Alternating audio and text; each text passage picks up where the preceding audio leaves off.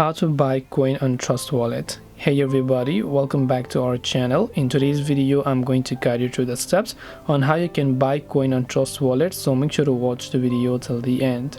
In order to basically buy coins on Trust Wallet, all you have to do is open up the Trust Wallet application and go ahead and then log into your account. Then once you log into your account, you're gonna see this type of interface. Then from here you can just tap on the buy option here and then just select a cryptocurrency that you want to buy.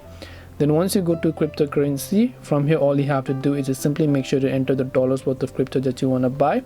Then just select any of these options here, and once you've done that, you can just tap on the buy with credit card or whatever option you have, and then you'll be able to buy them. This way you can buy coin on Trust Wallet. Hope this video was very helpful. If you have got any questions, feel free to leave them down below. Thank you for watching till the very end of this tutorial, and see you soon in the next video.